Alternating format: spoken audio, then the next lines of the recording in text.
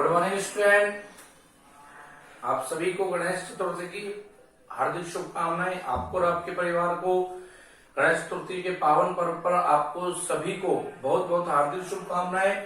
और हम पढ़ रहे थे भारतीय संविधान के बारे में। तो भारतीय संविधान से संबंधित बहुत सारी बातें आपको बता दी गई थी, यहाँ तक कि भारतीय संविधान का निर्माण कैसे हुआ, उसकी संविधान सभा का निर्माण कैसे किया गया, उसकी संविधान सभा के निर्माण के समय कौन कौन सी बातों का ध्यान रखा गया था। बहुत सारी बातें हम यहाँ पर कंप्लीट कर चुके थे। अब आज हम बात करने जा रहे हैं भारतीय संविधान में कुल कितने वाचन हुए थे, अर्थात कितने प्रारूप, कितने वाचन पूरे किए गए थे। तो यहाँ हम बात कर रहे हैं भारतीय संविधान में प्रारूप पर जो वाचन किए गए थे उनके बारे में। तो यहाँ देखिए, भारतीय संविधान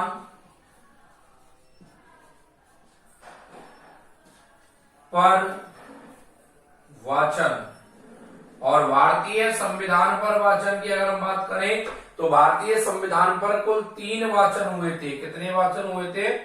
3 वाचन हुए थे। और उन 3 वाचनों का समय कब कब रहा है, तो यहां हम सबसे पहले नोट करते हैं। पहला जो वाचन हुआ था, प्रथम जो वाचन हुआ था, तो प्रथम वाचन आपके हुआ था 4 नवंबर 1948 से, और ये हुआ था 9 नवंबर 1948 से, और ये चला था आपके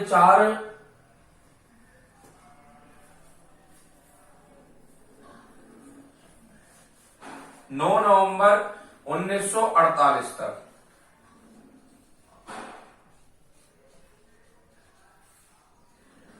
दूसरे वाचन की अगर हम बात करें, दूसरा वाचन कब पूरा हुआ था, तो दूसरा वाचन यहां पर आता है आपके 15 नवंबर 1948 से 17 अक्टूबर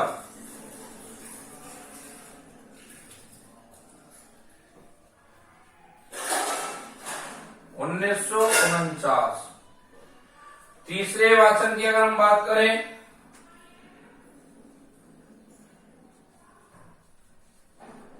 तृतीय वाचन जो हुआ था, ये हुआ था आपके 14 नवंबर 1949 से 26 नवंबर 1949 तक। यानी ये 3 प्रमुख वाचन भारतीय संविधान में पूरे किए गए। इसमें पहला वाचन था आपके 4 नवंबर 1948 से 9 नवंबर 1948 तक। दूसरा वाचन था आपके 15 नवंबर 1948 से 17 अक्टूबर 1949, और तीसरा था आपके तृतीय वाचन 14 नवंबर 1949 से 26 नवंबर 1949 तक। इस प्रकार से भारतीय संविधान में जो वाचनों की संख्या थी वो कुल संख्या थी आपके 3, जो आप यहाँ पर देख रहे हैं, पहला, दूसरा और तीसरा।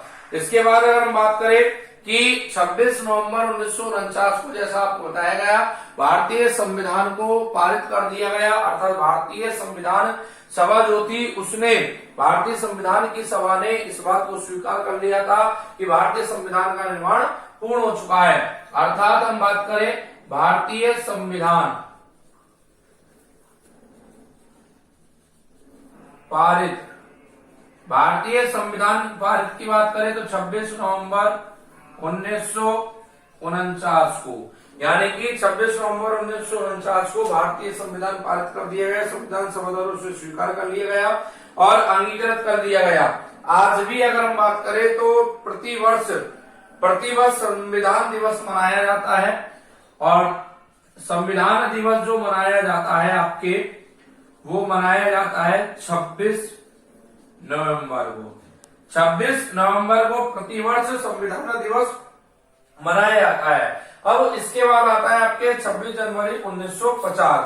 तो 26 जनवरी 1950 की अगर हम बात करें तो 26 जनवरी 1950 के दिन भारतीय संविधान लागू हुआ। यहाँ आप देख रहे हैं भारतीय संविधान लागू।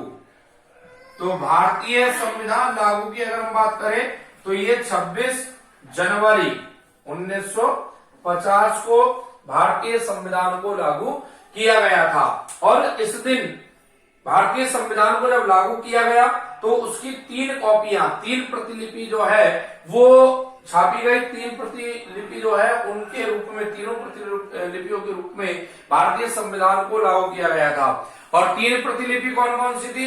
एक अगर हम बात करें 3 प्रतिलिपियों में तो पहली प्रतिलिपि जो थी वो थी आपके हिंदी भाषा में, दूसरी प्रतिलिपि थी आपके अंग्रेजी में, और तीसरी प्रतिलिपि थी आपके टाइपराइटर की। किसकी थी? टाइपराइटर से टाइप की हुई प्रतिलिपि। ये 3 प्रतिलिपियां भारतीय संविधान की मानी जाती है। उन 3 प्रतिलिपियों के रूप में अगर हम बात करें तो भारतीय संविधान को जो प्रतिलिपियां हैं उनको संबोधित किया गया, उनको हस्तांतरित किया गया, अर्थात इन 3 प्रतिलिपियों पर हस्ताक्षर करके उसको लागू किया गया था।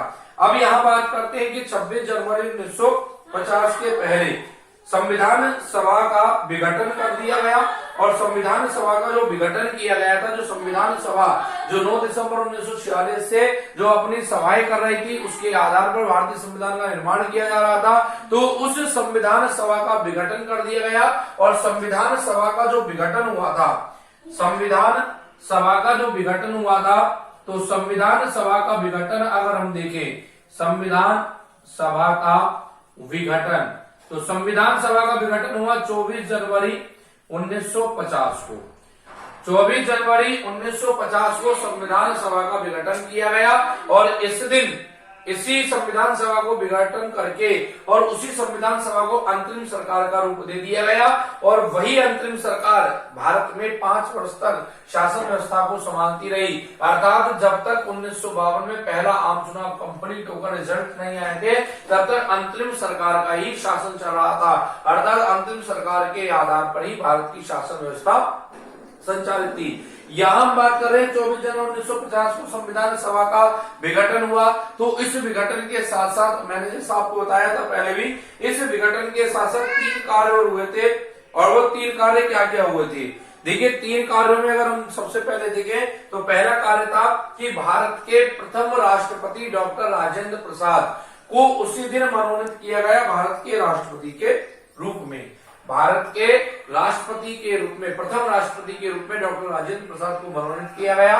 दूसरा अगर हम बात करें कि भारत का जो राष्ट्रगान था जन गण मन, उसको भी उसी दिन स्वीकार किया गया।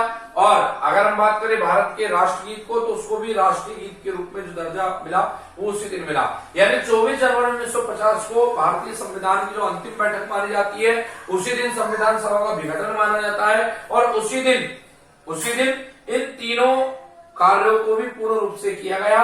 और कौन सा? प्रथम राष्ट्रपति डॉक्टर राजेंद्र प्रसाद को मनोनीत किया गया। मैं मनोनीत बोल रहा हूँ, नियुक्त या निर्वाचित नहीं बोल रहा हूँ, दोनों में अंतर होता है। मनोनीत यानी उनको बिना किसी चुनाव प्रक्रिया के मनोनीत कर दिया गया। इसके बाद अगर हम बात करें दूसरा कि भारत के राष्ट्रगान को उस दिन स्वीकार किया गया जन गण मन के रूप में। और तीसरा कि वंदे मातरम को राष्ट्रगीत के रूप में उसी दिन स्वीकार किया गया था। इस प्रकार से भारतीय संविधान सभा पूर्ण रूप से समाप्त हो चुकी थी और एक अंतरिम सरकार का निर्माण हो चुका था। और उस समय इसके बाद जब अंतरिम सरकार की यानी 24 जनवरी 1950 के बाद जब भी अंतरिम सरकार की बैठकें होती थी, एक संसद के रूप में उसकी बैठकें होती थी, एक सभा के रूप में उसकी बैठकें होती थी, जब कभी भी उसकी बैठकें होती थी तो उस समय हमेशा उस संसद की कार्रवाई की अध्यक्षता जो करते थे, उस अंतरिम सरकार की जो अध्यक्षता करते थे, वो जीवी मावलकर करते थे। अर्थात जीवी मावलकर के द्वारा उस समय अंतिम सरकार की संसद को की अध्यक्षता की जाती थी। यहाँ पर कुछ महत्वपूर्ण बिंदु आपको भारतीय संविधान संबंधित बताए जा रहे हैं कि पहली बात हम बात करें तो 16 मई 1949 को भारत की राष्ट्रमंडल में सदस्यता प्राप्त हुई। भारत को राष्ट्रमंडलों में सदस्यता प्राप्त हुई 16 मई 1949 को। इसके अलावा अगर हम बात करें 22 मई 1947 को राष्ट्रीय ध्वज स्वीकार किया गया था। ये महत्वपूर्ण तथ्य में आता है कि भारतीय जो तिरंगा है, भारत का जो राष्ट्रीय ध्वज है, उसको राष्ट्रीय ध्वज के रूप में कब स्वीकार किया गया? तो 22 मई 1947 को स्वीकार किया गया। इसके अलावा जो प्रमुख 3 बातें आपको बताई गई थी 24 जनवरी 1950 को क्या क्या हुआ था। पहली बात आपको बताया गया था 24 जनवरी 1950 को राष्ट्रपति के रूप में किसे मनोनीत किया गया था, डॉक्टर राजेंद्र प्रसाद को। दूसरी बात आपको बताई गई थी कि जनगण मन के रूप में भारत के राष्ट्रगान को स्वीकार किया गया और वंदे मातरम के रूप में भारत के राष्ट्रगीत को स्वीकार किया गया। इस प्रकार से ये कुछ महत्वपूर्ण तथ्य यहाँ पर आपको बताए गए हैं। तो ये आज आपका टॉपिक था जो संविधान से संबंधित था। इसको आप घर पर एक बार सेल्फ स्टडी करें, उसका अध्ययन करें। कोई क्वेश्चन अगर आपके माइंड में, कोई डाउट आपके माइंड में आता है तो उसको क्लियर करने का पूरा प्रयास करें।